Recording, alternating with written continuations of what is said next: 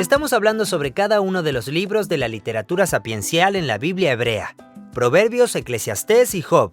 Hoy vamos a ver el libro de Proverbios. ¿Qué dice? Escuche esto el sabio y aumente su saber. Reciba dirección el entendido para discernir el proverbio y la parábola, los dichos de los sabios y sus enigmas. Este libro afirma que hay una fuerza misteriosa y poderosa en el universo que se llama Jochma, y a esa palabra hebrea la traducimos como sabiduría. La sabiduría se describe como un principio universal que ordena y unifica todo el universo. Proverbios comienza con 9 capítulos de discursos que animan al lector a buscar la Jochma. El resto del libro son los proverbios en sí mismos. Sí, son cientos y cientos de dichos sobre todos los temas de la vida que te puedas imaginar. Y lo que los atraviesa a todos es la ley de la Jochma, que rige todo el universo. Aprender sobre la Jochma no es hacer un ejercicio intelectual con una fuerza impersonal. No, porque la sabiduría es un atributo de Dios.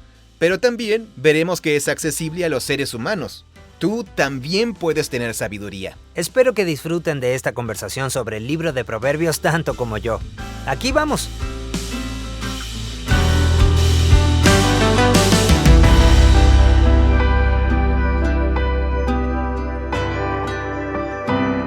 Bien, el libro de Proverbios es uno de los 3 libros de la literatura sapiencial. Exacto, y como marco de estos libros, podemos decir que todos responden una pregunta.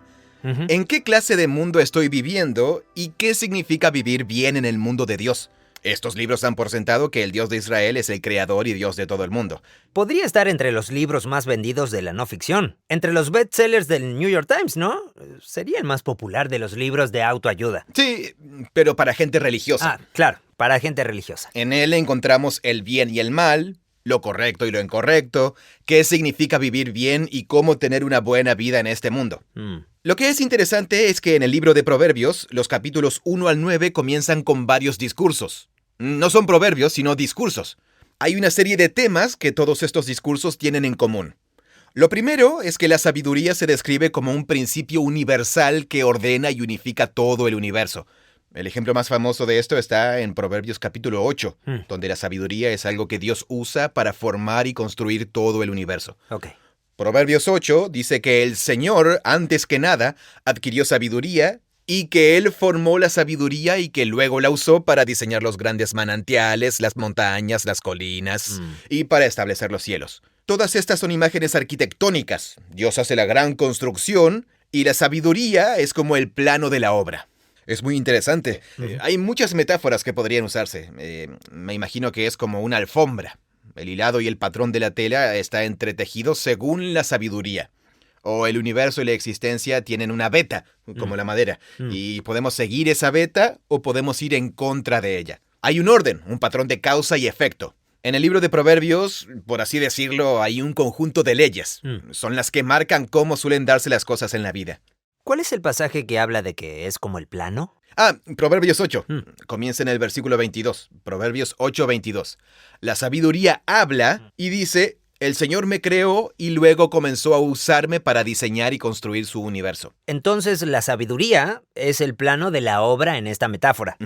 Así que cuando Dios estaba diseñando el universo, consultó con la sabiduría y decidió: bueno, así es como voy a hacerlo. Sí, la sabiduría es un atributo de Dios, pero también veremos que es accesible a los seres humanos. Tú también puedes tener sabiduría.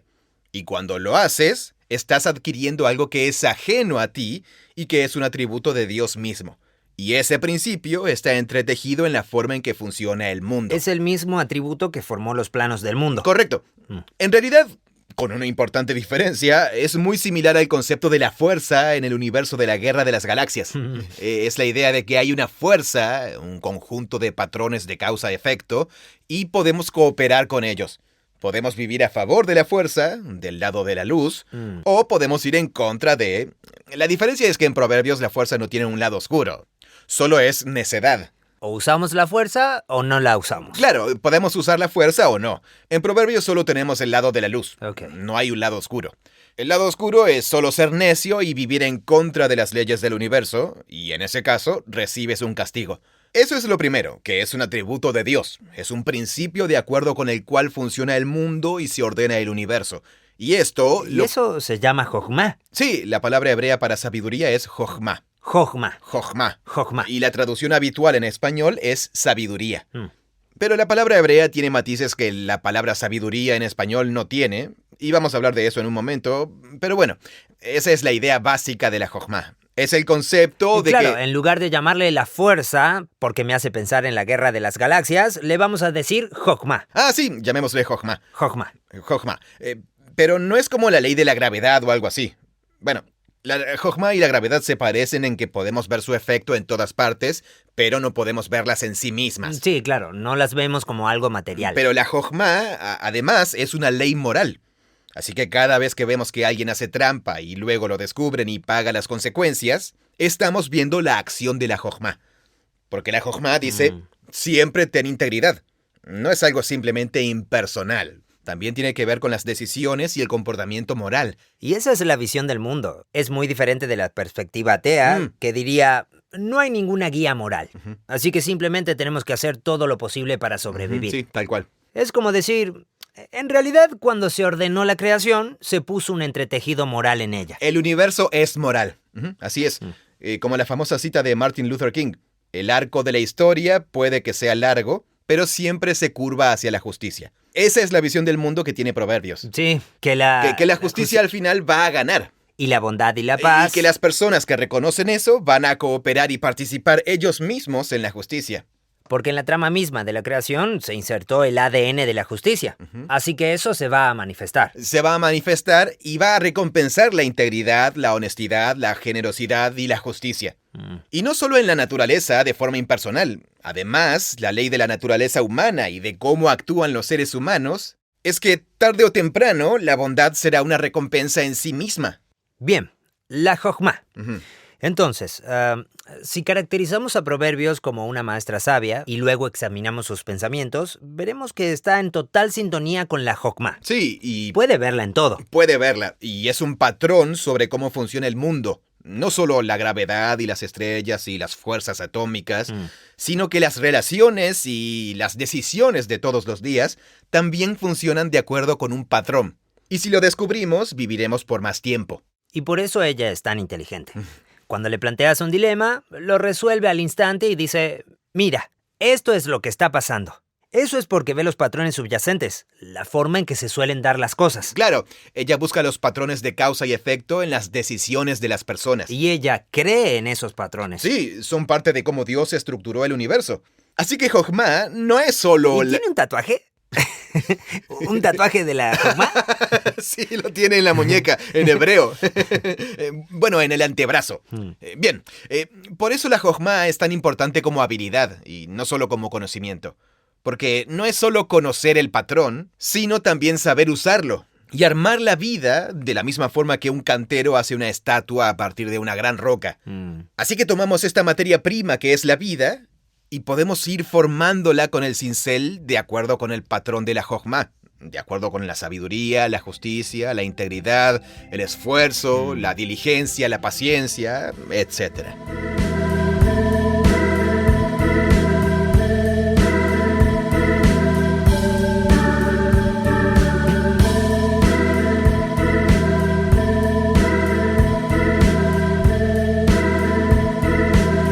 Lo que entiendo es que no se trata solo de bondad y moralidad, también de tener calle. Exactamente, y eso nos lleva al segundo matiz principal de Jochma en hebreo que no tenemos en la palabra sabiduría en español.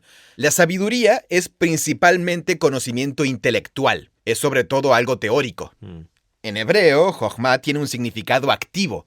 Esto se ve cuando Salomón emplea un montón de artistas como canteros y carpinteros para trabajar en el templo. Los contrata porque tienen Jochma. Y no es que sean un grupo de filósofos. Claro, no son filósofos, solo son realmente hábiles en sus oficios. Es conocimiento aplicado. Es conocer la materia prima con la que trabajas y saber cómo funciona y saber lograr algo bello, un buen diseño. Es una habilidad. Ya hemos dicho bastante y quiero asegurarme de que esté claro, porque se me están empezando a mezclar un poco las cosas. Sí. Jochma se traduce como sabiduría y tiene un componente moral, porque recompensa la justicia, la integridad y cosas así. Así que, en la fibra misma del universo, está este componente moral que es una parte de la Jochma. Dios lo usó como plano cuando diseñó el mundo. Pero la Jokma tiene otra cosa que estabas describiendo recién, que es la habilidad aplicada de usar la sabiduría para hacer algo. Así es. Entonces, no es solo conocimiento intelectual. Es una habilidad muy práctica. Exacto. Y se aplica a todo tipo de cosas. Por ejemplo, yo no soy muy bueno con las finanzas. Debería mejorar mi planificación a largo plazo, mis ahorros, etc. ¿Eso es algo moral? ¿Es algo lícito o ilícito? Bueno, quizás algunas personas dirían que sí. Es como que a algunas personas les falta Jokma y otras tienen Jokma cuando se trata de la habilidad de administrar el dinero a largo plazo. Claro, sí. Así que si soy bueno en las finanzas, tengo Jokma. Si soy bueno para hacer sillas de madera, tengo Jokma. Sí, totalmente. Si soy bueno para hacer cerveza en mi sótano, tengo Jokma. Exacto, eso es Jokma, sí. Y cuando eres bueno en tener integridad y honestidad en la relación con tus colegas, eso también es Jokma. Pero, ¿qué pasa si soy bueno en las finanzas, pero lo hago de una manera que no es justa? Bueno, en ese caso eres un estúpido. No tengo Jokma. Así, ahí no tienes Jokma. Entonces, no podemos separar el componente moral de la habilidad práctica. Correcto, sí, así es. Entonces, un carpintero que hace monumentos hermosos para Salomón, pero es un estafador, no diríamos que tiene Jokma, ¿cierto? Bueno, tiene Jokma en su oficio, pero es un evil en su vida. ¿Un evil, un necio? Evil, sí. ¿Significa necio? Eso mismo. Entonces el componente moral es como una capa que va por debajo de todo lo que la... Así que puedes tener Jokma sin tener moralidad, pero no en las cosas que se rigen por criterios morales. Sí, en general esas están en el área de las relaciones. Entonces, si algo está en el área de las relaciones, necesitas la moralidad. Claro, esencialmente sí afecta a las personas. Pero, ¿acaso no todo afecta a las personas? Bueno, supongo que sí. Si talo un árbol, ¿es inmoral? Si el árbol se cae en la casa de alguien y yo me escapo, eso es inmoral. Eso. O si talo demasiados árboles... O si talas un árbol que no es tuyo. Sí, o si talo demasiados árboles y las ardillas ya no tienen dónde vivir... Puedes hacer todas estas cosas de una manera que en realidad sea sin Jokma. Sí. Pero eso no quita que hagas una hermosa mesa con ese árbol. Eso sí, exacto. Así que tienes Jokma en relación con la mesa, pero no usaste Jokma. Sí. Bueno, no sé. ¿Estoy siendo demasiado meticuloso con esto? No, creo que te gusta tener precisión y definir categorías claras, y me parece que a veces eso es difícil de hacer con este tipo de conceptos. Sí, porque simplemente es una palabra que usaban y el lenguaje a veces es complicado. Sí, el lenguaje es complicado, es cierto. O sea, estamos hablando del temor del Señor.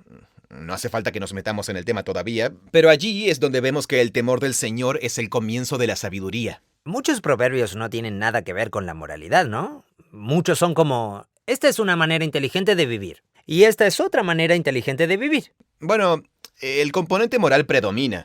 Predomina. Sí, Bien. y es por eso que en un mismo capítulo de Proverbios, los buenos son llamados los sabios, los justos, los diligentes, y los malos son llamados los malvados, los perversos, los injustos, los perezosos. Así que estas categorías se superponen. En lo moral se puede ser sabio o estúpido.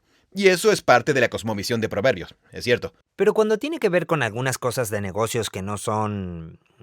O sea, hay muchas cuestiones de ética, pero hay proverbios que son como, así es como manejamos tal cosa.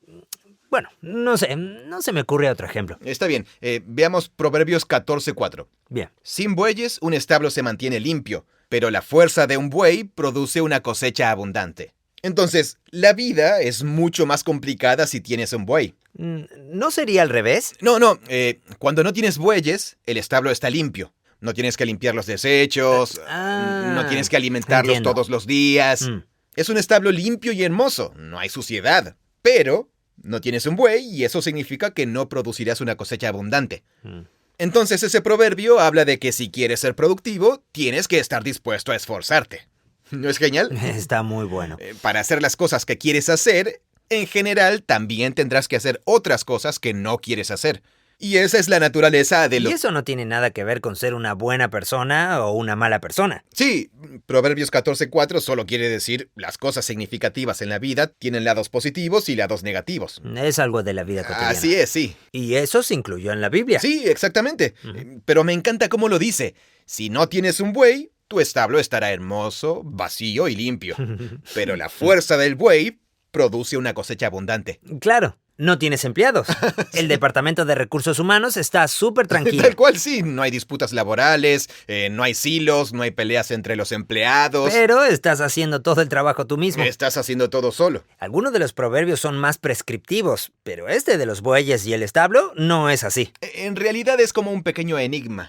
Es como, tú decides, ¿quieres un establo limpio o quieres ayuda en el campo? No puedes tener las dos cosas. ¿Cuál vas a elegir? Sí, los proverbios de una línea que están desde Proverbios 10 hasta el final del libro tienen una gran diversidad de formatos. Algunos son como, sé de esta forma, no seas de esta otra forma. Claro.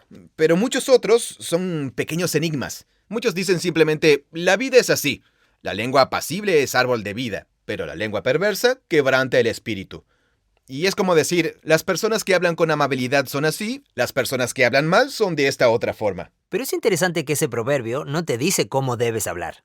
Solo te dice cómo son las cosas. Pero está como implícito en el proverbio que deberías hablar amablemente. Sí, señala el patrón. Señala el patrón. Las personas que hablan con amabilidad y delicadeza serán, por la ley de la Jochma del universo, serán una fuente de vida para los demás. Y esa es la naturaleza de las relaciones. Entonces, no es prescriptivo, pero definitivamente da a entender cuál es el patrón que debes seguir. Te cuenta cómo es el mundo en el que vives. Un mundo en el que las palabras amables son una fuente de vida para los demás. Pero lo que es interesante en el del buey y el establo es que podríamos decir que cualquiera de las dos opciones es aceptable. Bien, entiendo a dónde vas. ¿O estás diciendo que no? ¿Tienes que tener el buey y soportar lo que implica? Bueno, el valor está en la cosecha abundante.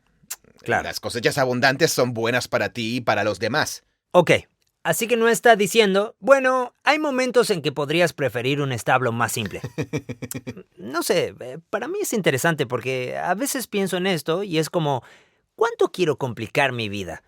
Y este proverbio dice, bueno, es preferible tener una cosecha abundante. Pero yo solo quiero una cosecha aceptable. Me basta con no morir de hambre. Claro, sí. Esto no tiene nada que ver, pero mi esposa fue a un retiro de enegrama y para los de personalidad tipo 5, uno de los valores principales es la vida sin complicaciones. Sí, exactamente. Yo soy un 5 y leo ese proverbio y es como, perfecto, voy a limitar la cantidad de caca de buey en mi vida. Me parece un plan fantástico. Sí, totalmente. Así que leo el proverbio y pienso, brillante. Pero en realidad busca mostrarnos un principio subyacente. Entonces, no lo sé, ¿será que esto nos quiere decir, no, lo correcto es tener bueyes, limpiar sus excrementos y aguantar las complicaciones para poder tener una cosecha abundante? ¿Eso es lo que nos quiere decir este proverbio? Sí, creo que sí. Si quieres tener una cosecha abundante, tendrás que soportar las complicaciones. Pero, ¿y qué si no quieres tener una cosecha abundante? Pues no. Bueno, supongo que en ese entonces no había nadie que dijera, no quiero tener una cosecha abundante. Tal cual, exactamente, sí. Porque hoy podemos simplemente ir al supermercado y comprar leche y carne en cualquier momento. Para ellos es como, si no aguantas las complicaciones de la vida, no comes.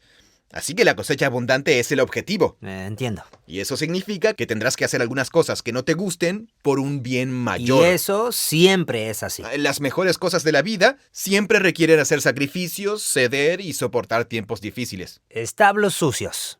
Las cosas que valen la pena en la vida requieren mucho trabajo. Así que todos los proverbios, incluso si no te están diciendo qué hacer directamente, te están diciendo que... Probablemente te estén queriendo persuadir de algo. Te están queriendo persuadir, sí. Porque hay elementos persuasivos en todos los proverbios. Sí, sin dudas.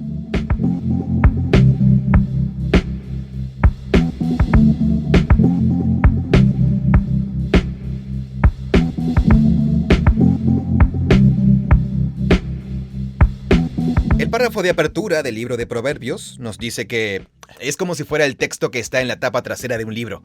Los Proverbios de Salomón, hijo de David, rey de Israel. Y luego viene el texto, dice, para adquirir jochma y disciplina, para discernir palabras de inteligencia, para recibir la corrección que dan la prudencia, la rectitud, la justicia y la equidad, para infundir prudencia en los inexpertos, conocimiento y discreción en los jóvenes.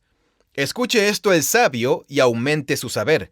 Reciba dirección el entendido para discernir el proverbio y la parábola, los dichos de los sabios y sus enigmas. De hecho, en el capítulo 30 hay toda una colección de enigmas que tienen entre 4 y 6 líneas. ¿Quieres que leamos uno? Sí. Este es un enigma del capítulo 30, versículos 15 y 16. Bien. 3 cosas hay que nunca se sacian y una cuarta que nunca dice basta. El sepulcro, el vientre estéril, la tierra que nunca se sacia del agua y el fuego que nunca dice basta. Y eso es todo. Así termina. Ese es el enigma. Wow. Lo que quiere decir es que hay 4 cosas... Que consumen... Claro, que consumen. Sí. Pero son diferentes. El sepulcro es algo inevitable. Consume a todos los seres humanos. Sí, todos vamos a parar ahí. Pero el vientre estéril es lo opuesto al sepulcro. Es el lugar donde comenzaría la vida, pero que además no está dando fruto. Y luego está la tierra. La tierra... Que no tiene agua. Sí, no hay lluvia que pueda hacerla productiva. Y por último está el fuego. Que es como el sepulcro. Sí. Destruye todo. Y ese es el enigma. Es fascinante. 3 cosas hay que me causan asombro. Y una cuarta que no alcanzo a comprender. El rastro del águila en el cielo. El rastro de la serpiente en la roca. El rastro del barco en alta mar. Y el rastro del hombre en la mujer joven. No lo entiendo. Sí, exactamente. ¿No es genial? Te hacen pararte a pensar. O sea... El águila que cruza el... Se trata del movimiento. Bien, entonces... El águila en el cielo nunca bate las alas. ¿Cómo hizo para subir? Mm. La serpiente en una roca. ¿Cómo hace para...? Claro, ¿cómo se desliza? ¿Cómo llegó ahí? El barco en alta mar. ¿Cómo esa cosa tan pequeña se desplaza por las grandes olas? Y por último, ¿cómo hace un hombre, una criatura torpe y apestosa, para ganarse el favor de una mujer, un ser elegante y hermoso? ¿Eso quiere decir? Sí, creo que es eso. ¿No es extraño que una mujer quiera estar con un hombre? Creo que eso es lo que... Igual, hay un elemento de juego en Proverbios, de usar la mente para reflexionar sobre las cosas insólitas en la vida. Y entonces eso aporta a nuestra sabiduría porque nos ayuda a entender mejor el mundo y a pensar de otra forma. Sí, pensar en las cosas de otra manera. Mm. Siempre hay mucha más complejidad de lo que pensamos. Siempre hay cosas nuevas sobre las que podemos reflexionar. Hay más conexiones entre las cosas. Claro, claro. Hay puntos de vista que nos ayudan a entender mejor las cosas, a tomar mejores decisiones. Entonces, esos son los enigmas. Y también hay otros proverbios que son como, no hagas esto, no seas necio, no mientas, es una necedad, di la verdad, eso es fantástico y te irá bien. Pero no lo hacen así. Esos serían los 10 mandamientos. Proverbios dice... Sí, bueno, lo hace mejor. Sí, en realidad dice, los malvados terminan de tal forma, pero los sabios terminan de esta otra. De nuevo, pintan la imagen de cómo funciona el mundo. Y entonces leemos ese proverbio y decimos, quiero ser como los sabios y no como los necios. Así que me voy a esforzar y voy a soportar la caca de buey y no voy a ser perezoso y voy a decir la verdad. Así que todos estos enigmas y proverbios y... ¿Cómo es que les llama? Están los poemas. Bueno, esa lista de cosas. Todos toman la jojma y lo incluyen en estos dichos, estas ideas. Las presentan como estos memes y así llegan a nosotros. Sí, la mayor parte del libro de Proverbios son cientos y cientos de dichos sobre todos los temas de la vida que te puedas imaginar, y lo que los atraviesa a todos es la ley de la Jojma, que rige todo el universo. Lo que me resulta útil a mí es que no se trata de saberse cada proverbio y tenerlos presentes como una lista en cada situación de la vida. Tiene más que ver con respetar la Jojma, porque lo pienso de esta forma. ¿Qué hace que esta mujer sea tan sabia, no? Sí, ella se sabe todos los proverbios, pero lo que la hace sabia es que siempre busca la jogma. Y ve la jogma en los proverbios. Sí, cierto. Y sabe por qué ese es un proverbio. Porque conoce la jogma que está detrás del proverbio y así puede aplicarla a la situación correcta y sabe cuándo usarla. Entonces, no se trata tanto de, bueno, lee todos estos proverbios y simplemente ponlos en práctica, sino que tiene que ver con comprender la jogma que está detrás e interactuar con ella. Correcto, sí. Hay 2 proverbios que son famosos, están uno junto al otro y te dan consejos exactamente opuestos. Es muy interesante. Están en el capítulo 26, en el versículo 4 del capítulo 26.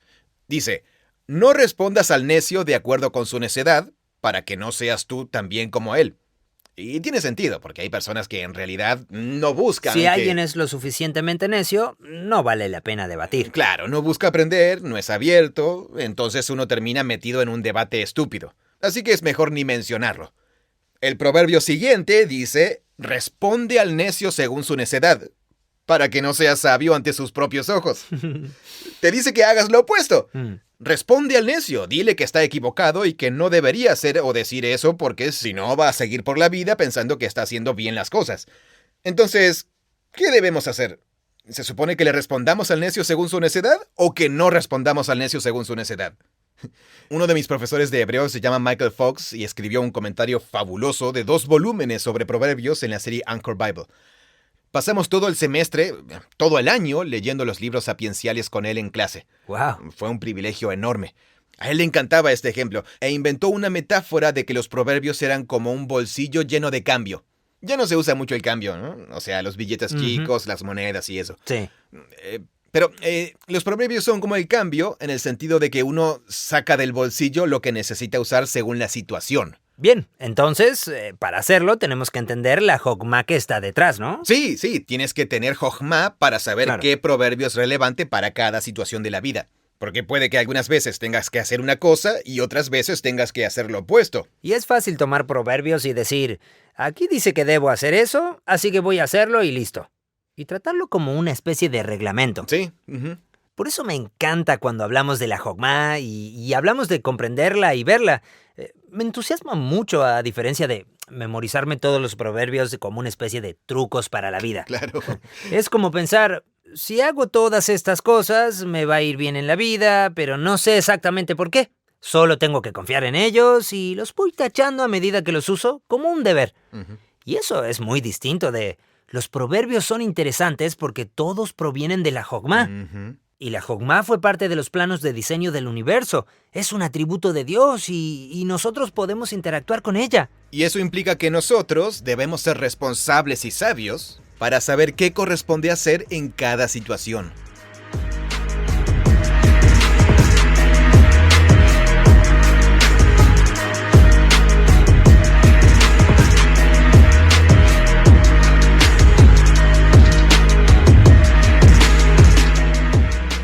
Bien, hemos hablado de la jogma, de la señora sabiduría, de que es como una fuerza y que podemos interactuar con ella para diseñar una vida que sea buena para nosotros y para los demás, como lo haría un artesano. Y hasta ahí todo suena genial. Empecemos, manos a la obra. Sí. Quiero una buena vida. Me entusiasma esta fuerza, me entusiasma la idea de la jogma y quiero empezar a buscarla todo el tiempo. Voy a comenzar a diseñar mi vida. Voy a empezar a escribir libros sobre cómo tener una buena vida con jogma en el centro y me meteré de cabeza en esto.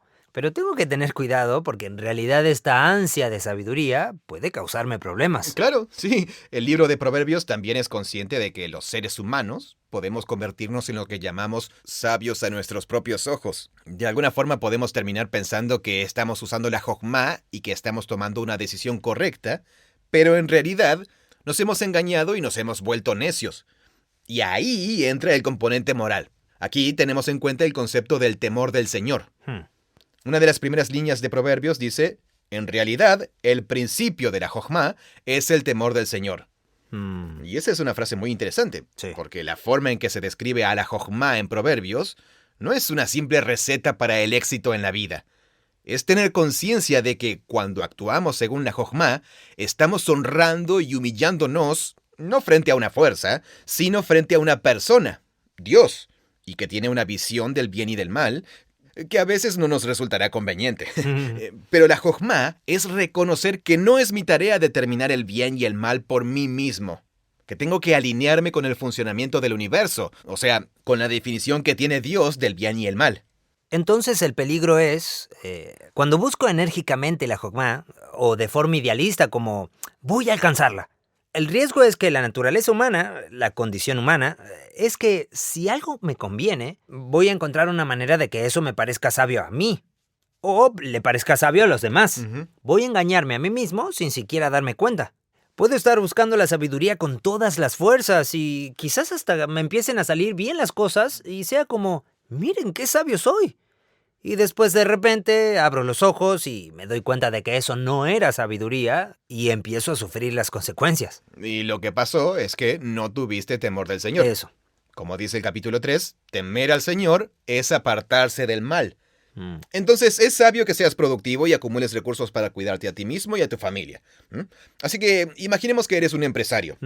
Es sabio que tomes buenas decisiones de negocios para aumentar las ganancias y así poder cuidar a tus empleados y pagarles un buen salario, por ejemplo.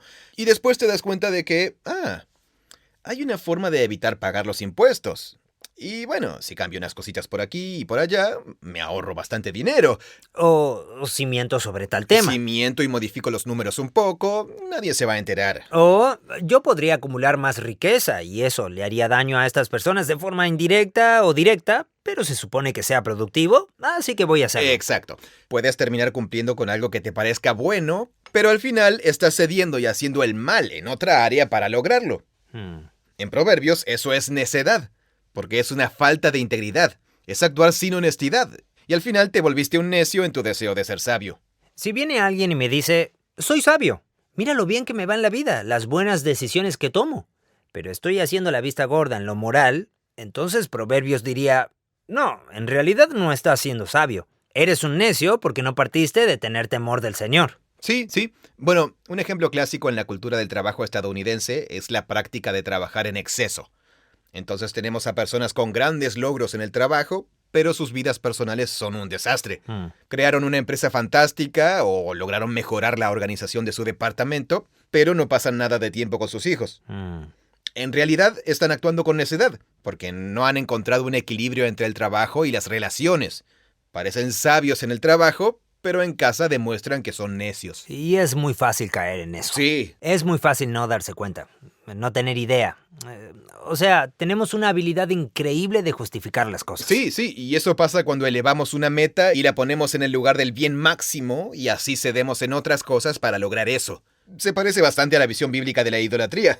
Cierto. Una vez que elevamos algo como si fuera lo máximo, nos volvemos capaces de deshumanizarnos a nosotros y a los demás para conseguirlo. Y nos convencemos de que esto... Y nos convencemos de que eso es bueno, que es sabio y noble. Y esto se conecta con toda la idea del conocimiento del bien y del mal. Sí, temer al Señor es apartarse del mal. Y no solo eso, sino que también es renunciar a nuestra definición del bien y del mal. Así es, sí.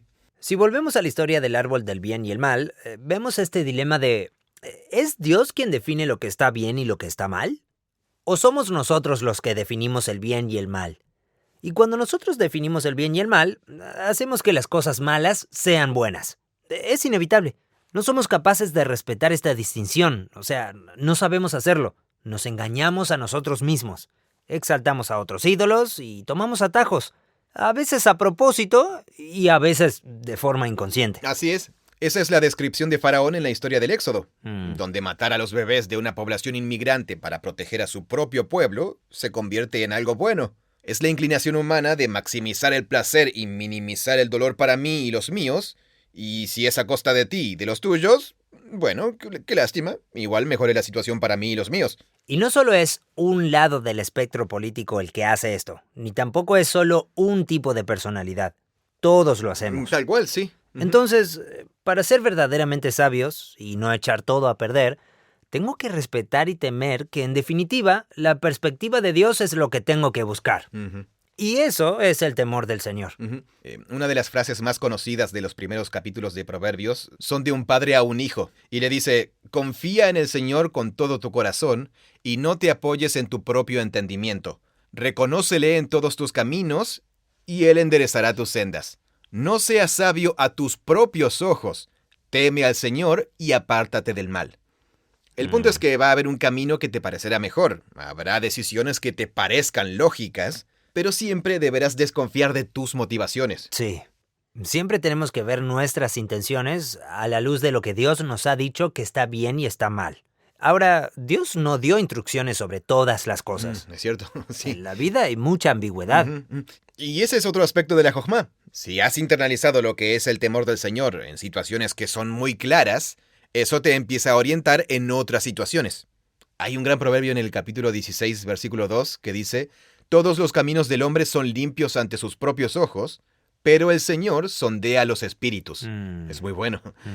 Por naturaleza pensamos, sí, seguro estoy tomando la decisión correcta y lo estoy haciendo por las razones correctas. Hay una habilidad que tenemos que desarrollar que tiene que ver con desconfiar de nosotros mismos y recurrir a la sabiduría de otros para saber qué camino tomar. Entonces, el temor del Señor es lo que yo llamo la lógica moral de la Jojma. es reconocer que puede haber un abanico de decisiones razonables posibles, pero si implican que haga concesiones en el ámbito moral, entonces son decisiones necias y estúpidas.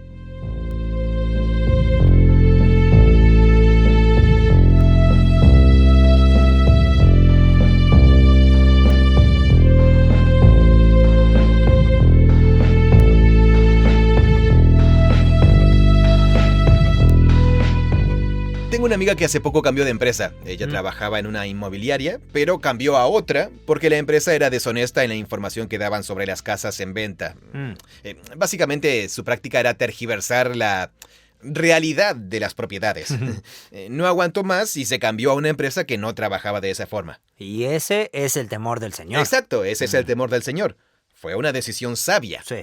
Aunque la empresa anterior era extremadamente rentable, pero ahora su conciencia está tranquila. El libro de Proverbios diría, incluso si ahora tienes un sueldo más bajo, sigue siendo una buena decisión. El libro de Proverbios también diría, y por eso tendrás prosperidad. El libro de Proverbios llegaría a decir, cito de Proverbios 3, Hijo mío, no te olvides de mi enseñanza y tu corazón guarde mis mandamientos, porque largura de días y años de vida y paz te añadirán. Y más adelante dice, no seas sabio a tus propios ojos, teme al Señor y apártate del mal. Lo mismo que hizo mi amiga. Será medicina para tu cuerpo y refrigerio para tus huesos. Vitamina D, ¿quién te necesita?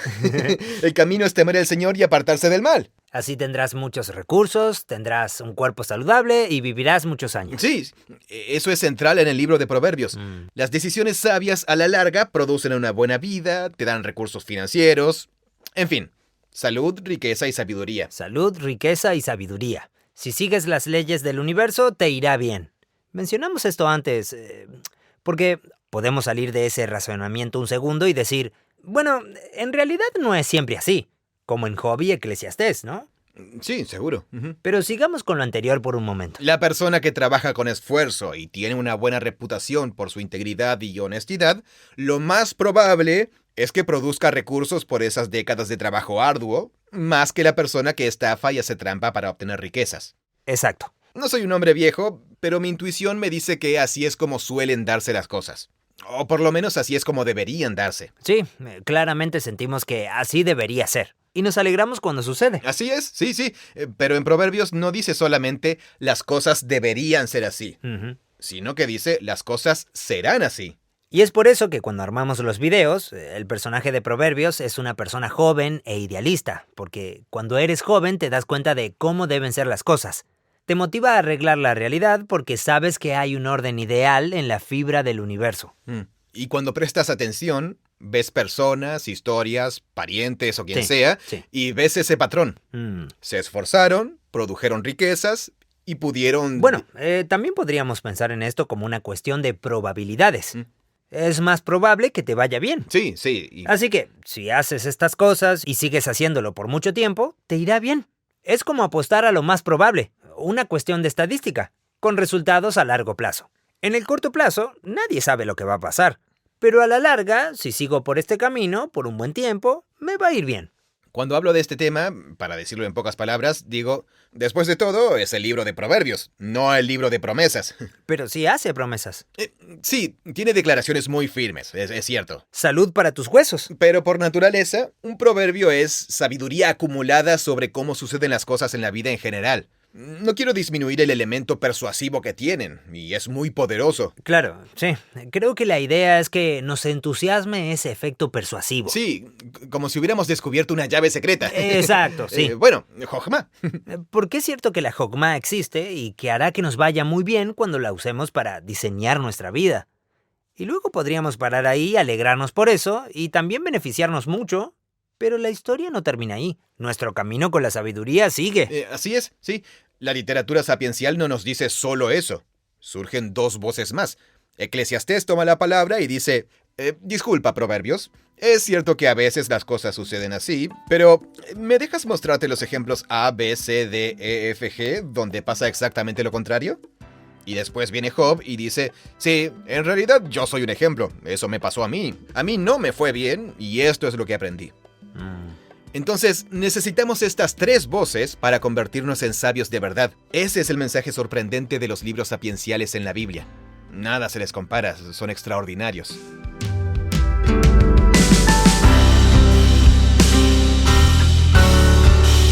Gracias por escuchar este episodio del podcast de Proyecto Biblia. Mi nombre es John Collins y esta fue una conversación que tuve con Tim Mackie sobre el libro de Proverbios.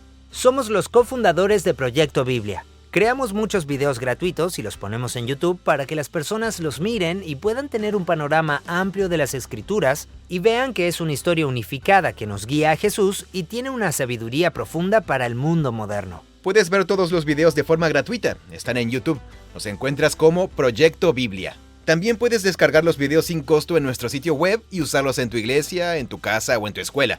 Se usan en muchos lugares del mundo para un montón de cosas. Sí, y nos alegra que nos acompañes escuchando este podcast. Si te gustan los episodios, compártelos con otras personas, escribe un comentario en Spotify o salúdanos en Facebook. Allí también nos encontrarás como Proyecto Biblia. ¿Con qué seguiremos, Tim?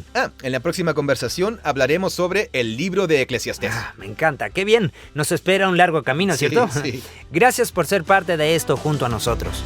Este podcast es producido por Full Voice Studio. Es una versión localizada del podcast The Bible Project, originalmente grabado por John Collins y Tim Mackie. Gracias por escucharnos. Mi nombre es Giovanni Ríos. Soy de Colombia, de una ciudad llamada Sogamoso, en el bello departamento de Boyacá. Me gusta de Proyecto Biblia su versatilidad, practicidad y los diferentes recursos animados que utilizan para enseñar la palabra de Dios de una manera asertiva. Creemos que la Biblia es una historia unificada que nos guía a Jesús. Proyecto Biblia crea recursos gratuitos para ayudarte a experimentar la Biblia. Todo lo que creamos está financiado por generosos benefactores de todo el mundo. Puedes ver toda nuestra biblioteca de podcasts, buscar otros recursos y realizar donaciones en nuestra web proyectobiblia.com.